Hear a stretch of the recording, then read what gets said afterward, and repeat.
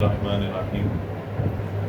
آج میں آپ حضرات کے سامنے یہ بات عرض کروں گا کہ سورہ سبا میں اللہ تبارک و تعالی نے اس بات کو اشارتاً بیان فرمایا کہ جنات کا یہ دعویٰ تھا کہ ہم غیب کا علم رکھتے ہیں، عالم الغیب ہیں۔ اللہ تعالیٰ نے ان کے اس دعوے کی تردید فرمائی کہ وہ غیب کو جاننے والے نہیں ہیں، غیب کا علم نہیں رکھتے۔ غیب کا علم تو دور کی بات، وہ اپنے سامنے موجود اشیاء کے حالات سے بھی واقف نہ ہو۔ اللہ تعالیٰ نے جنات کو حضرت سلیمان علیہ السلام کے تابع فرما رکھا تھا، ان کا غلام بنا رکھا تھا۔ حضرت سلیمان علیہ السلام کے حکم کے مطابق یہ جنات کام کرتے تھے۔ مختلف امور کے اوپر حضرت سلیمان علیہ السلام ان کی ڈیوٹیز لگا دیا کرتے تھے۔ قرآن پاک میں اس کی مثال آتی ہے کہ یہ بڑی بڑی دیگیں بنانے پر مامور تھے حضرت سلیمان علیہ السلام کے حکم سے، اور ہوس جیسی لگن بنانے کے اوپر یہ مامور تھے، اور جو محراب وغیرہ، مساجد، دیگر عبادت خانے جو حضرت سلیمان علیہ السلام ان سے بنواتے تھے، یہ حضرت سلیمان علیہ السلام کے حکم کے مطابق عمل کرتے تھے۔ اسی دوران انہوں نے یہ دعویٰ کر دیا کہ ہم غیب کا علم جانتے ہیں، عالم الغیب ہیں۔ اللہ تعالیٰ نے ان کے اس دعوے کی تردید فرمائی۔ حضرت سلیمان علیہ السلام ان سے بیت المقدس کی تعمیر کروا رہے تھے۔ جب بیت المقدس کی تعمیر وہ تقریباً اختتام کے قریب پہنچ گئی تو حضرت سلیمان علیہ السلام کو یہ اطلاع دی گئی کہ آپ کی وفات کا وقت قریب۔ اب حضرت سلیمان علیہ السلام نے ایک تدبیر اختیار کی کہ اپنے عبادت خانے کے اندر کھڑے ہو گئے عبادت کرنے کے لیے، عصا کے سہارے پر اپنے ہاتھ کے اندر عصا رکھا، اس کی ٹیک پر کھڑے ہو گئے۔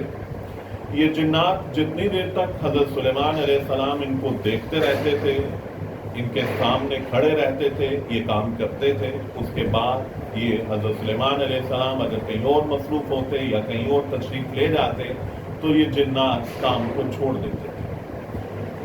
اب حضرت سلیمان علیہ السلام کو اس بات کی فکر ہوئی کہ اگر میری وفات ہو گئی تو یہ جنات کام چھوڑ دیں گے اور بیت المقدس اس کی یہ تعمیر ادھوری رہ جائے گی۔ تو انہوں نے یہ ایک تدبیر اختیار کی کہ اپنے عصا کو پکڑا، اس کی ٹیک کے سہارے اپنی عبادت خانے میں کھڑے ہو گئے۔ وہ شیشے کا بنا ہوا تھا جس سے جنات کو حضرت سلیمان علیہ السلام نظر آ رہے۔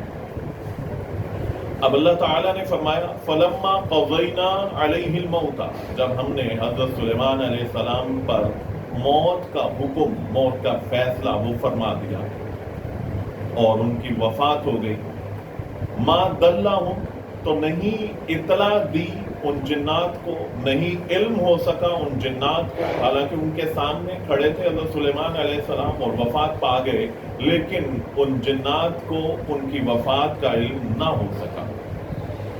ان کو ان کی وفات کا علم کب ہوا؟ اللہ تعالیٰ فرما رہے ہیں کہ ان کو ان حضرت سلیمان علیہ السلام کی وفات کا علم ایک دابۃ الارض، زمین کا کیڑا، دیمک کا کیڑا، اس کے ذریعے ہوا۔ وہ کیسے؟ وہ دیمک کا کیڑا اللہ تعالیٰ کے حکم سے حضرت سلیمان علیہ السلام کے عصا کو کھاتا رہا، یہاں تک کہ جب عصا کھوکھلا ہو گیا، اللہ تعالیٰ کے حکم سے بیت المقدس کی تعمیر بھی مکمل ہو گئی تو حضرت سلیمان علیہ السلام کا وہ عصا ٹوٹا۔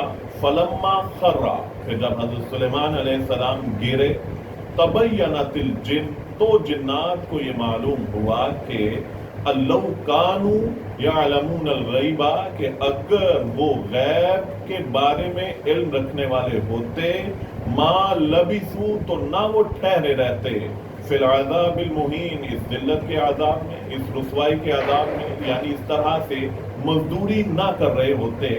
جس دن ان کی وفات ہوئی تھی فوراً وہ کام چھوڑ کر بھاگ جاتے۔ تو ان کو تو اپنے سامنے کے حالات کے بارے میں بھی کچھ معلوم نہیں، تو غیب کا علم وہ کس طرح سے رکھتے ہیں؟